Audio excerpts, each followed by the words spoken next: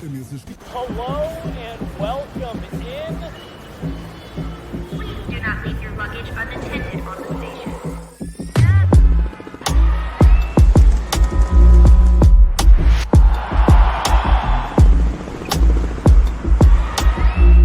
Welcome to the show. I'm such a fan of that new intro. Shout out to our guy Jason here at Gorilla, who just crushes it in general with video work, the editing work. I'm just all about it, all about that intro.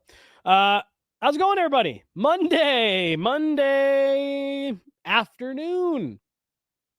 Doing this show at noon always messes me up on my greeting, because it's technically not afternoon yet.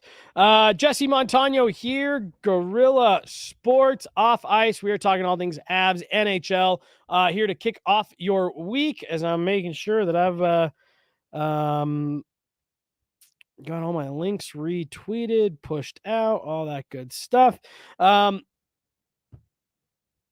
Slow news week across the NHL, at least in terms of anything breaking, like any news breaking. We got to see Evan Rodriguez, former Colorado Avalanche, get his day with the Stanley Cup. His kids presented it to him.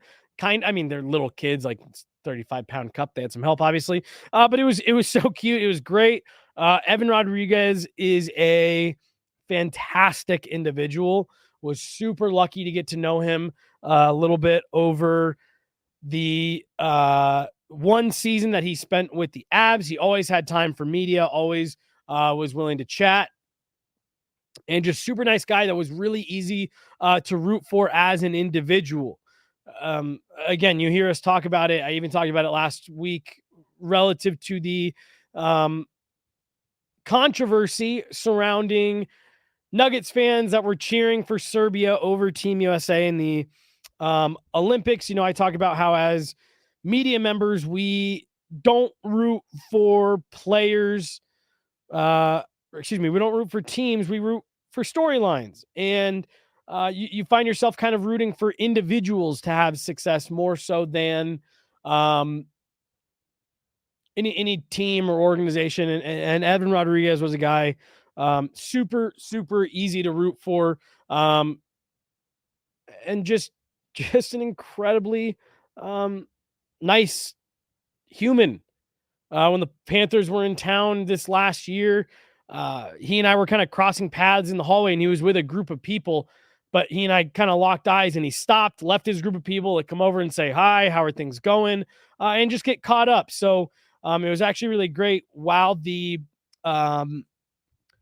Cup finals were going on, Evan Rodriguez had the 1-2 goal game, and I was sitting at home watching the game, and my wife said, do you care who wins here? And I said, no, not really. I hope it's a good series. And I said, there's actually one guy, I said, I'd maybe like to see the Panthers win, because there's one guy on the team that we got to know, and, it's blah, blah, blah, blah, blah. And it was about 4.5 seconds after I finished the sentence saying a lot of the things I just told you guys about Evan Rodriguez, super nice guy, got to know him, this, that, and the other. He scored the first of his 2 goals. And I was like, oh my gosh, him right there. That guy is the guy who we all got to know last year and is just an awesome dude and blah, blah, blah. Wow, that's awesome. Great for him. And then it was just a few minutes later, 15 minutes later, he does it again. And I was like, holy shit, there he is again. And I was just so excited for Evan Rodriguez and all that. And it was all just such great timing, because my wife had just asked me why I would maybe be rooting for the Panthers. And I said, it's because of Evan Rodriguez. So great to see him have the success that he did. And even better to see him get the payoff for it and be rewarded, win the Stanley Cup and get to have his day with the Stanley Cup. Other bit of breaking news. Avs adjacent related, I would say. Katie Gauze, sideline or, rink side reporter for Altitude Sports, announced this morning that she will not be returning to the Altitude broadcast for the 2024-2025 season. I'm actually, let's see if we can get Katie on the show. Look, Katie was only here for a couple of years, but I got to know her pretty well this past season. She was on the road a lot. Her and Kyle Keefe were switching off, who was traveling with the team, and Katie was on the road a lot. And as you guys probably know, I was very lucky. We were at every game, Guerrilla Sports. We were at every game, home and away. I did 40 road games last season, so I was on the road with the team a lot and got to know Katie pretty well. Just an absolute pro, just a professional in the industry, incredibly knowledgeable, knows she's very well plugged into the hockey community, has been around the sport a long time, and has a lot of family and friends that are deeply involved with the sport. So Katie Gauze, I mean, she lives and breathes hockey. She's around it every single day. And it all, you can tell. It rubs off, it shines through. And I just wish her nothing but the best. I hope that she gets another. I hope whatever her next gig is, because she will be getting another one probably pretty quickly. I'm hoping that we get to bump into her this year on the road, or if she gets a gig where she's traveling a bit, we get to see her here at Ball Arena. I just hope that I get to work with Katie again, or see her again at the rink. So if you watched the broadcast over the last couple of years on Altitude, Katie is definitely someone that you've gotten to know, and Katie Gauze is a name that you're definitely aware of. So she was a part of Avs and the Avs community for the last couple of years, very heavily involved. And I've got all kinds of time for Katie Gauze. So big shout out to Katie for everything that she did over the last couple seasons with the Avs and with Altitude, and just getting to know her, and being someone who, it can be a weird dynamic sometimes when you're talking about the media and third-party media, because, the great folks over in Altitude, Kyle Keefe, Mark Rycroft, Connor McGahee, Mark Mosier, Katie Gauze, they are media, but they work for the team. They're on the home broadcast. They're a little bit more dialed in on that side of it. So it can be weird sometimes. I've been in these media rooms in the past, maybe with some folks that again, there's kind of like this, like, well, yeah, we're with the team.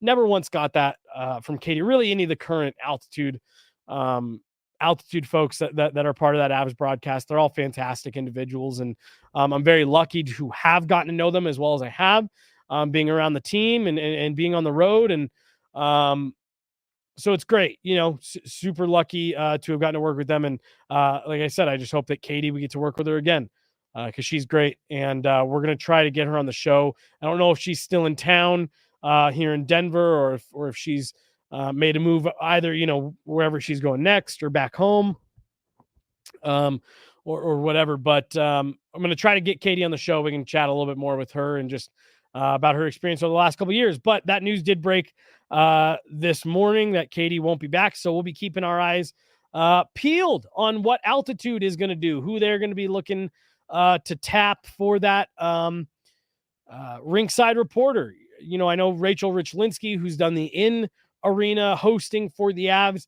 the last several years. That's maybe sometimes a kind of a natural progression that we see Altitude take, where they take the person who is in arena and put them on the next to the glass and cut to them during the broadcast. So we'll keep an eye on that. But all the best to Katie. She's a great person. She posted kind of a long thing about it and talks directly to Avs fans, and so definitely go drop a note on Katie's post wishing her well. She's great. So big shout out to Katie and the folks over at Altitude. I'm looking forward to getting back around the rink just to start seeing familiar faces again. It's you guys hear us talk about it a lot. Going back to the start of the season, back to the rink.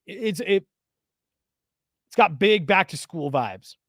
Big back to school vibes where it's like the syllabus day where you just go do little like 5-minute versions of all of your classes and you don't actually have to sit in them for a long time. And it's just about seeing who's in each of your classes, who are the new people, which classes do you have with your friends, how well does your schedule line up? Do you get an off period around lunch so you get an extra long lunch? Do you get an off period at the end of the day so you get to leave early? That's a lot what the first week of training camp is like. So I'm looking forward to seeing all those folks, but we won't be seeing Katie. Let's talk a little bit about what we should be seeing at Avs training camp here in just a few weeks, or I guess what is still left outstanding that we either would like to see before training camp, or as you guys know, I talk about all the time, your roster does not have to be finalized going into camp. So I want to talk about what holes are left in this Avalanche roster. And not even necessarily what holes do I think they're going to plug ahead of the season starting, but more so what holes are still visible. How might they go about trying to plug these holes? And not necessarily what can you do, but what are your alternate options? And what is a best case scenario patch look like over one of those, one of the holes? It's hard because I really do think uncertainty is going to be the theme of this season for the Colorado Avalanche. It just is. There is going to be a lot of, we don't know what's coming next. We don't know. All right, even if we know what's coming next, we don't know when it's going to happen. And the uncertainty around, I don't want to just stop at the uncertainty around Gabe Landeskog and Val Nichushkin, because that's kind of a broad strokes topic that we've talked about across a lot of shows, and you've probably heard it from a lot more places than just here. But more so the uncertainties that surrounds those players, in the sense that you have to account for them. Your conversation around uncertainty has shifted from, oh man, will they come back? Will Gabe Landeskog play again? To how do we make sure these guys fit when they come back? Because right now, based on what I'm hearing, based on individuals that I'm talking to, and based on stuff that is out there in the news, R.E. Val, with the SKA St. Petersburg coach, coming out and saying, yes, we've talked to him. Yes, we're interested in adding Val Nichushkin. He is telling us that he will be going back to the NHL and to the Colorado Avalanche. That's his preference. Okay, so we're allegedly hearing from Val that he wants to come back. And now we're looking at what's happening with Lonzo Ball and the Chicago Bulls. Lonzo Ball, if you don't know, plays for the Chicago Bulls, last played in an NBA game in January of 2022.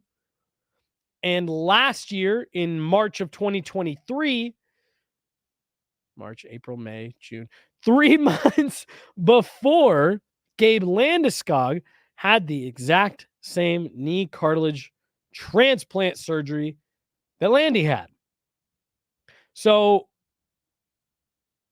you've got Lonzo Ball now, and I'm sorry, I guess I didn't finish that thought. You've now got Lonzo Ball, who is cleared for full contact 5-on-5 scrimmages. And after a week, the report right now is no setbacks. That he's back to fully participating in basketball activities. Now, he hasn't been cleared to resume a game yet, and he hasn't been cleared for a, what did they call it? A return to play process, meaning these steps are what we're going through to get you ready to play in a game. He hasn't been cleared for that yet, but he's cleared to make sure that his body's going to be able to withstand all of that. So the rule of thumb on this has been he had his surgery in March. Gabe Landeskog had his in May, both of 2023. The rule of thumb on Gabe Landeskog has been follow Lonzo Ball, whatever he's doing, minus about 3 months, and that's roughly where Gabe Landeskog is going to be. So 3 months from right now puts us September, October, November. When's Val Nichushkin due back? November. Both of those players, I'm assuming I'm adding at least 1 month to each of those projections, because to me, that tells me that we should, if we are sticking to the golden rule of Lonzo Ball minus 3 months, we should be seeing Gabe Landeskog attempting to return to practice in a non-contact jersey early to mid-November. This is, I think, the first time that I am going to put a little bit of a timeline estimate on what I think Gabe Landeskog is going to do. I've been asked about Gabe Landeskog probably more than any other individual topic over the last 2 years. And the question has always been, if he can come back, when. This is the first time I'm willing to say, I think if the Lonzo Ball trajectory stays true, I think we're looking at Gabe Landeskog jumping back into practice in a red jersey about mid-November, right before American Thanksgiving. And now again, how long does he stay in that process? How linear is that path? I don't know. That may be something where the initial rehab is, 1 day on, 2 days off, 1 day on, 2 days off. And then maybe we'll jump to 2 days on, 1 day off, 2 days on, 1 day off. A lot of that will probably be a lot of individual work away from the group. But my point is, I think we can start to look at November and say that's probably a fair target date for Gabe Landeskog ramping up activities to see where he's at relative to game shape and game durability coming off this injury. So all of that's to say, my first, hole left to plug here, there's context to it, because when I look at it right now, you need to figure something out. You also need to account for those players not coming back while simultaneously accounting for them coming back. Are you starting to understand the conundrum that the Avs are in this season, and why, when we say the uncertainty around these players goes beyond, man, it'd be really nice to have Gabe Landeskog back in time for the playoffs. Wouldn't that, man, it's just uncertain when he'd be healthy. Wouldn't that be great if he could? No, there's real cap and roster spot implications that are directly tied to when these players return. I also don't think Val Nichushkin is going to get the green light on day one. I believe, and someone I'm sure will be able to jump in the chat and correct me on this pretty quickly. I'm fairly certain that it's November 14th is the first day that Val Nichushkin is eligible to be reinstated into the NHL. I don't think that's going to happen, especially once he's cleared to rejoin the team. They are not going to just throw him right back into games. There will be a long multi-week ramp-up process for that, just like what we saw with Sam Girard. Now, again, I think he's also Val Nichushkin. I think it's a little bit of a different situation in terms of the uncertainty, just because you've heard JJ and I talk about it pretty openly. We're still pretty unsure about how the team is going to respond. Gabe Landeskog was asked at the season-ending press conference that, he said, all right, the term that Nathan MacKinnon used after the last incident in Seattle last year, dang it, this is why I need a co-host so I can yawn. At the season opening press conference last year, Nathan MacKinnon was asked about Val Nichushkin coming off the Seattle incident. And Nate said, we're ready to welcome him back with open arms, which I think meant, because look, don't get me wrong, I think there was frustration in that locker room during the Seattle series that Val wasn't there. But I think everyone had processed the emotions. They felt how they felt, and everyone was ready to move on. Say you had a bad day. You made a mistake. We forgive you. We love you. We're ready. So the question was asked to Gabe Landeskog. Well, now we've had the Seattle situation. We had the situation in January on the East Coast road trip. And now we've got this. It happens again in the Dallas series. And the question was posed to Gabe Landeskog. Nathan MacKinnon said last year that you guys were going to welcome him back with open arms. Is that the situation again? Are you guys going to welcome Val back with open arms? And the answer from Avalanche captain Gabe Landeskog was, that's up to Val. It's up to Val and what he does next. So I've gone on record saying I'm maybe like 52% to 48%. I think Val's going to stay in Russia. I do. That's just my gut feeling on this. This is based off of almost nothing of what I've been told, rumors that are out there. That's just when I step back and assess the situation, the way I know Val feels, the way I know that people close to Val feel, the way the organization feels.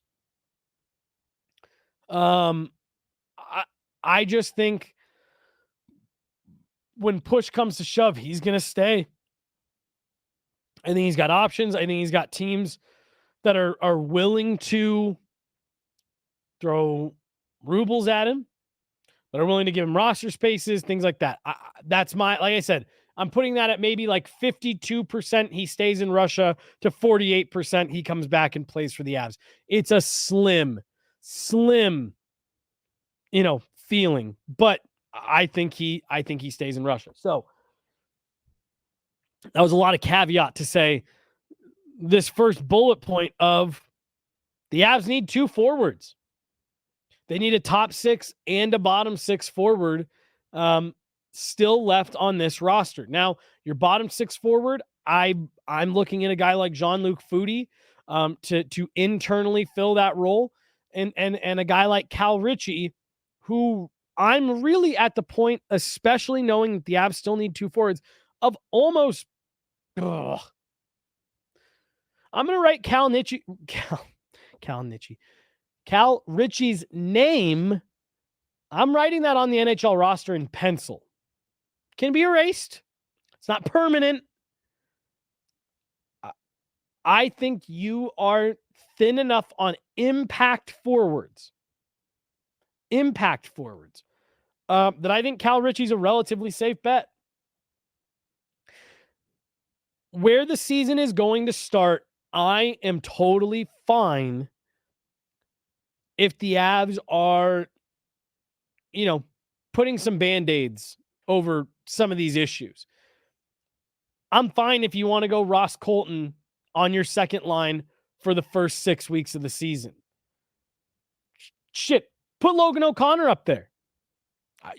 I think you have plenty of guys that you can get by with on that second line wing, especially if you are being tactful in how you are supporting Casey Middlestat. I'm going to be really curious to talk to Jared Bednar once we get to camp. We saw, I think, positive things out of Mikko Rantanen and Casey Middlestat when they were teamed up together in the playoffs. to me, given that you are a little bit weaker up front, at least to start, I think going Arturi Lehkonen, Nathan McKinnon, Jonathan Drouin, then Casey Middlestat, Mikko Rantanen with a gap on your, on that other wall there. I think that makes sense because that's going to give you a little bit more flexibility in terms of who you can plug in there.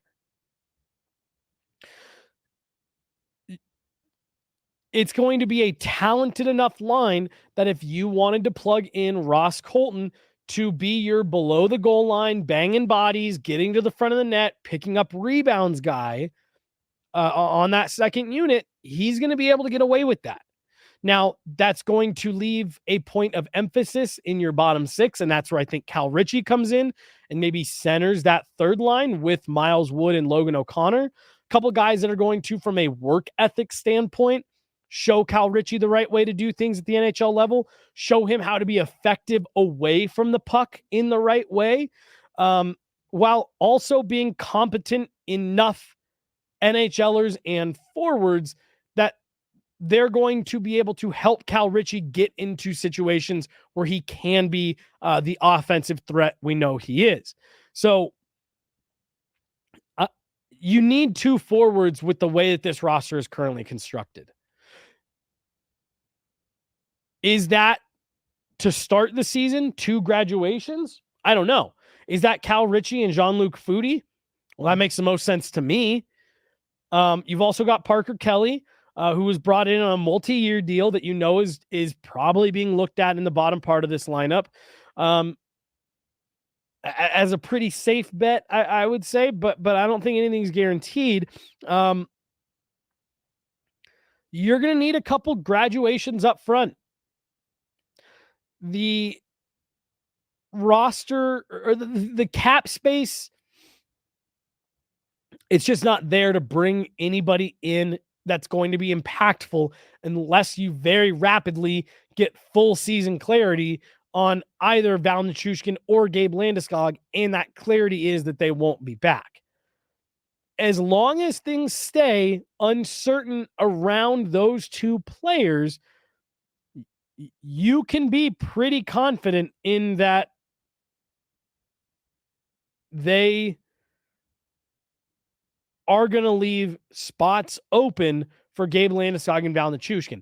And I want to repeat what I've said before of just so everyone knows, like that's a pretty good worst case scenario. You would be making two acquisitions that would far exceed what any other team could possibly do in season. No other team will be adding, even if you're getting 85% of Gabe Landeskog and close to 100% of Val Nichushkin. No one's going to be able to match that. My prediction for the season is that's how the Avs are. I don't think we're going to see now seeing what the Avs have done on the defensive side, which, I'm going to talk about here in just a second. I don't know if there's room for PTOs up front. I also don't know if there's room to, if you wanted to just straight up add anybody, forget a PTO. And I also don't think that anybody that's left out there now on August 12th is providing any of what you want or need for the roles that you need filled. A top six and a bottom six role. And the bottom six role, I think you need an impact player. Impact meaning I think Ross Colton is an impactful bottom six player. I think Logan O'Connor is an impactful bottom six player. I think Miles Wood is an impactful bottom six player. I thought Andrew Cogliano, that's a bottom six player that greatly impacted the game in multiple areas. That's what you need. There are a billion fourth line guys you can just plug in. With all due respect to Yoel Kiviranta, who is on this roster, that's a fourth line. That's a body. That's a fourth line body who can be effective at times, who's played in the NHL, who understands the speed, the pace, all of that. Showed well in the playoffs for you this past season. you just want someone out there who's a little bit more of a consistent threat, right? And that's why I like the idea of a Cal Ritchie being a bit of a placeholder for Ross Colton on that third line in the center spot. If you get Gabe and Val back, one of them goes to your second line, one of them goes to your third line, in my opinion, with Ross Colton. So suddenly you're looking at a Ross Colton, Cal Ritchie, and then probably Gabe Landeskog. And then your fourth line, you can slide Miles Wood and Logan O'Connor down.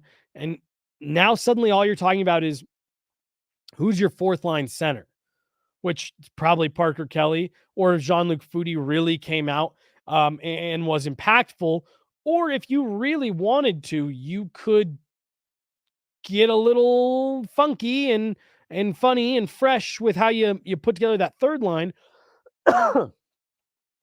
And you go Landeskog with Ritchie, and then you leave that spot open, and then you run that third line that everybody just loved as your 3A, 3B, and suddenly you're an extremely deep team that is no doubt about it a Stanley Cup contender and probably a Stanley Cup favorite.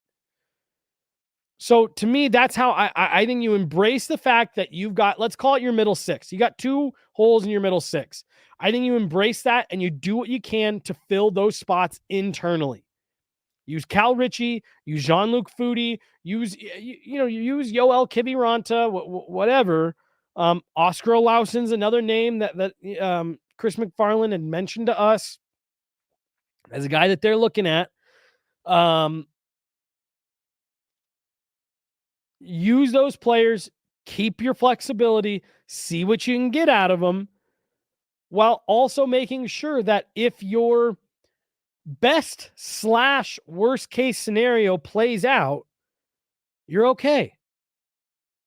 You are okay. Is that Evan? Is that Evan jumping in the chat? Oh my gosh! I don't even deserve this microphone. Why do I do this? I'm so bad at this. Evan's 100% right. Nikolai Kovalenko. This is a guy who I'm almost going to write his name in pen. I can't believe I've been talking about this whole time and I haven't even mentioned Kovalenko's name. Thank God Evan was here to keep me honest. So again, Jean-Luc Foudy, Oscar Olausen, Nikolai Kovalenko, Parker Kelly, Cal Ritchie. To me, those are your 5 guys to patchwork this together until you can get that clarity on what Gabe Landeskog, Val Nichushkin are doing. When are they coming back? You swung the uncertainty to the other side. It's not, man, can we get them back to play for us? It's, when are they coming back? When do we have to account for these guys? Kovalenko, that's what you do. That's what you do. If you get Val and Gabe back and you're just wanting to say, we've got a first, a second, and 2/3, you go Kovalenko, Ritchie, Landeskog, Wood, Colton, O'Connor, and you have the best bottom 6 in the league. Then you go Val, Middlestat, Rantanen, Lehkonen, McKinnon, Drouin. That's how I'd do it. That's how I'd do it. So when you don't have Val there, maybe Kovalenko's even a guy, and I don't know if Evan's still listening, you can maybe say if trying to get him maybe in a second line role would be a bad idea. I know that's a little bit beyond what his ceiling is. But if you slide Ross Colton up, that's what you do. You move Ross Colton up to plug the hole in the second line. So you go Colton, Middlestat, Rantanen. Then you go, you're short of center though. Or no, Kovalenko can play center. Then you go Wood, Kovalenko, O'Connor.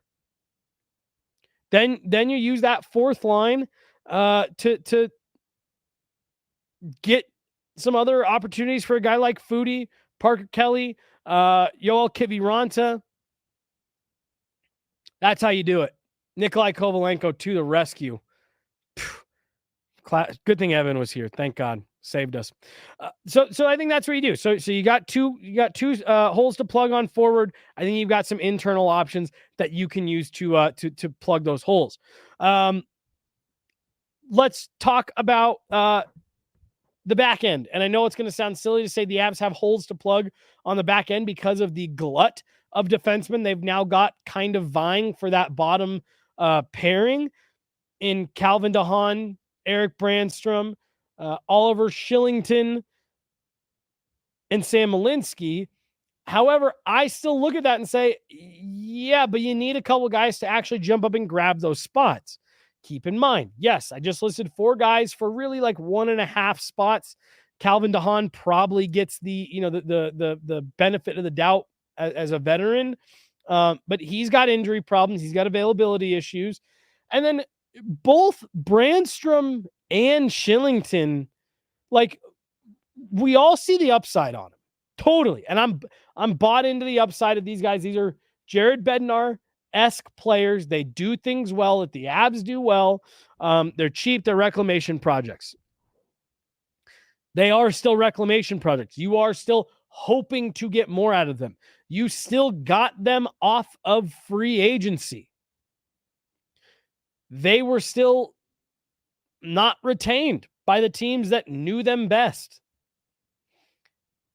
There are still hurdles that you're going to have to overcome with guys like Brandstrom, Shillington, Calvin DeHaan, and even Sam Malinsky. Yeah, I think he can make the jump to the NHL, but he's got to actually do it. And he's got to actually go out there and prove I can be an effective third pairing defenseman. You know, the Avs top to bottom decor has been a staple for the last half decade. That the Avs could roll pairs 1 through 3 and you felt confident. The Stanley Cup year in particular, where Josh Manson was a clear third pairing guy. And for the record, Josh Manson is not a third pairing guy for his career. But the year the Avs won the Cup, that's what it was. Jack Johnson, who's been an NHL regular, was in the press box on most nights until there was an injury. And then you had an NHL regular able to come out of the press box and jump right into your lineup. Strength in their defense has been the hallmark of this Avalanche team under the Jared Bednar era, under the Jared Bednar regime. They are the reason you have 4 guys competing for 2 spots. The Avs want to get back to that. They want to get back to, we are undeniable on defense, top to bottom. It's part of the reason why I think they're taking swings on guys like Brandstrom, Shillington, and why they have so much faith in a guy like Malinsky. I think Calvin DeHaan is here, is a little bit of a stopgap. Of these guys that we are hoping can take a step, in case they don't, we've got a guy like Calvin DeHaan here who we feel can give us Jack Johnson level minutes every night, and he can be efficient.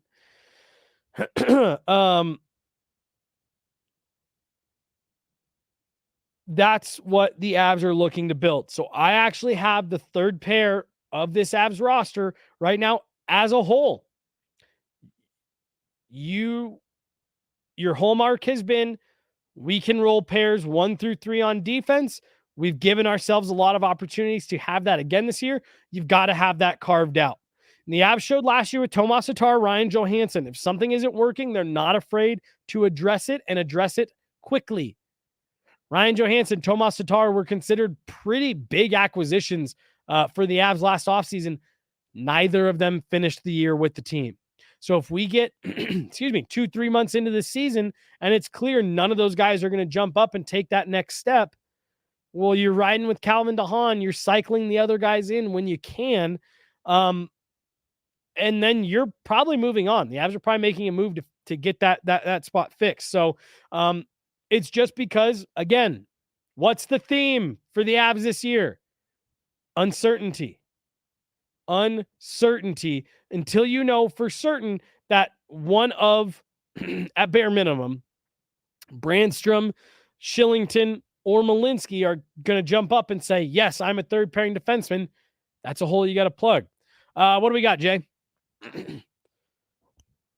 What do you think the odds are the Avs start Richie on the second line? Or do you think the sixth forward will be in the Avs top six? I do think it's possible that the Avs would bump Richie up to the second line. I think they see him as a center. I think the Avs see Cal Ritchie as not only a center right now, but a potential future franchise center for them, playing behind Nathan McKinnon, obviously. But that I think they're kind of looking at it as what the Capitals had in Backstrom and Kuznetsov for years. Here's our 1-2 for the next, for the long time. And now you add the fact that you have Casey Middlestat into that. To me, I think you're setting up really nicely to say, we're going McKinnon, Middlestat, Ritchie down the middle for the next 5 years. And now, obviously, you're going to, if Ritchie really starts excelling and exceeds, what Casey Middlestat's doing for you, you can obviously play with things. And the way that Jared Bednar and the Blendnar works, he'll have them all over the lineup and on different lines and offensive starts and defensive zone starts, et cetera, et cetera. But I do think what the Avs are angling for right now is 1, 2, 3, McKinnon, Middlestat, Ritchie for the next 5 years. I think that's what they're gearing towards, and I think they want to try to get him as many reps as a center as they can starting right now. Last note for me in terms of where I see the Avs needing to get things figured out, and I had the power play written out, but I changed that to PP2 specifically. The Avs' second power play unit was a black hole last year.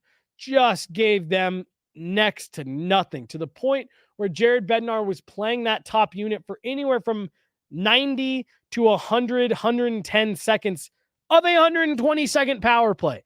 It was just obvious there was no faith in that second unit. It's kind of been a rotating cast of players, concepts, and strategies. At one point, rolling 3 defensemen out there. Now, granted, yes, they were all puck-moving, heavier shooting defensemen in Girard, Taves, and Byram, but in a league where everybody is going further and further away from defensemen on the power play, with several teams even opting in the last 2 seasons to go with 5 forwards on the power play, to see the Avs go against that trend and have the majority of their players be defensemen was interesting. You wind up in certain instances with players like Arturi Lehkonen or Val Nichushkin, who are very impactful on that top line, playing their same role on the second power play unit.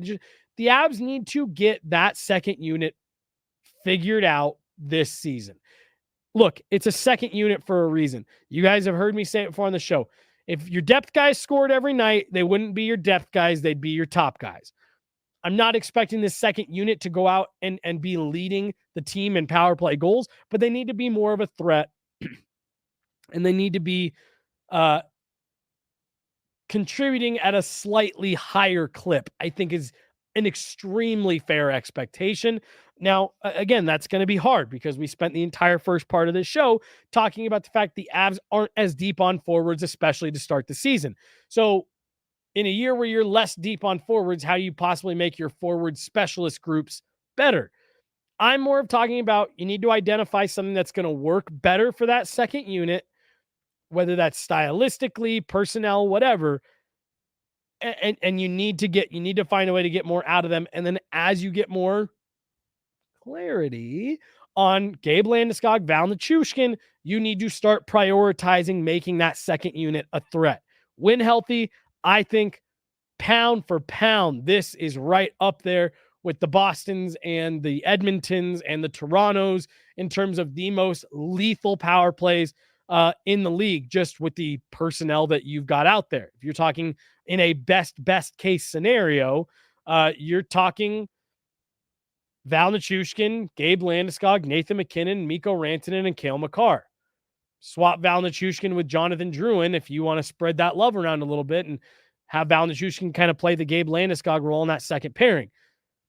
But, like I'm saying, fully healthy, everything according to plan, that's up there with Connor McDavid, Leon Draisaitl, Zach Hyman, Evan Bouchard power play. That's right up there.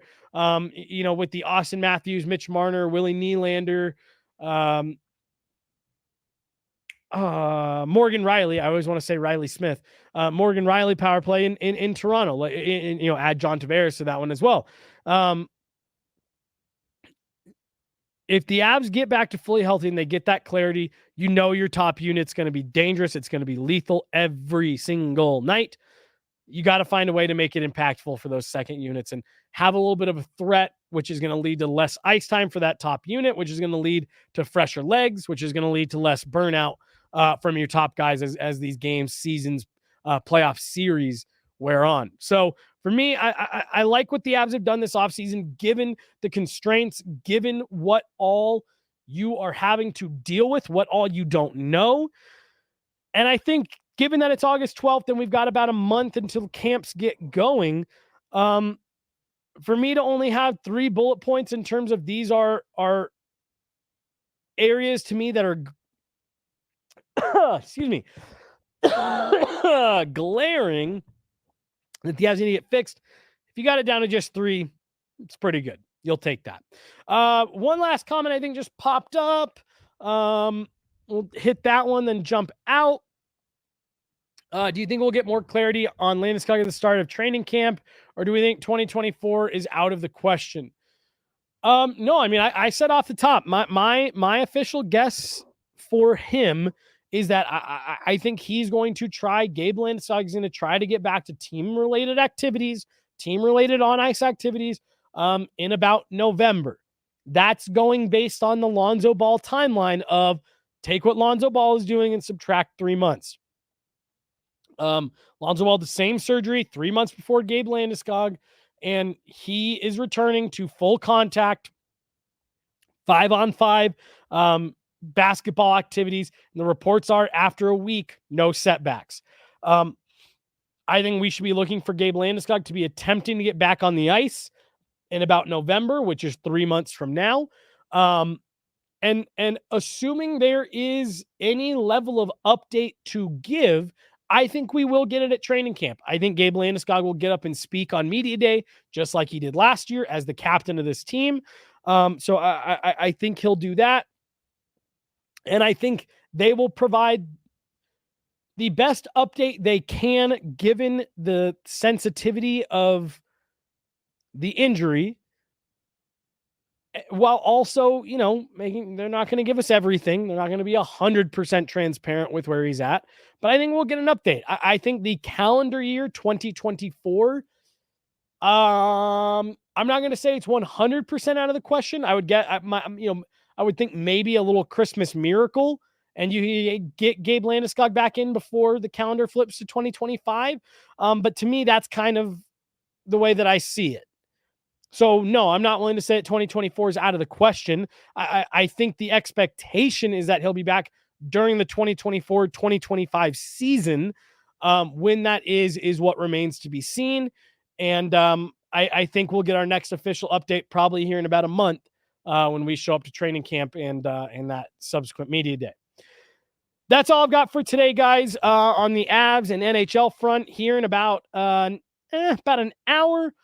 We've got Gorilla Sports Off Field coming up with Nate Jackson, Liv Moods, and Brandon Cristal talking Bo Nix, Broncos, what we saw yesterday and what to expect going forward as Bo Nix is now staring down his first week preparing as the starter for the Denver Broncos. So that's coming up for you guys right here on Gorilla Sports in about an hour at 2:00 Mountain Time. I'll be back with JJ tomorrow to talk more Avs, more NHL, some more broad strokes topics, get our hockey card pack opening on. And I think that about does it. Jay back there running the board. Let's see him. Where's he at? There he is. What a handsome son of a bitch. Hey, Fem Kabul again. Hey, what a finish the Olympics for her. The women's 4x400 relay, she grabbed the baton. Netherlands was in fourth. And I told the people I was with, I was like, keep an eye on this girl. Keep an eye on her. No one was catching the U.S. in the women's 4x400. But I was like, I'll bet you she gets second. And she ended up second by like several lengths. So shout out to the Netherlands. Fem Kabul, my girl. All right. That's going to do it, guys. Like I said, Jay on the board, making sure that we can see and hear everything. What was that last one? Sorry. My optimistic view is Landy will be in a game before December. Woo! Woo! Woo! Woo! That's optimistic and hot. That's a spicy one. Jay running the board, making sure you guys can see and hear everything. Big shout out to him. Thanks to him. For Jay, I'm Jesse Montaño. Thanks so much, guys. We'll talk to you tomorrow. Have a great afternoon.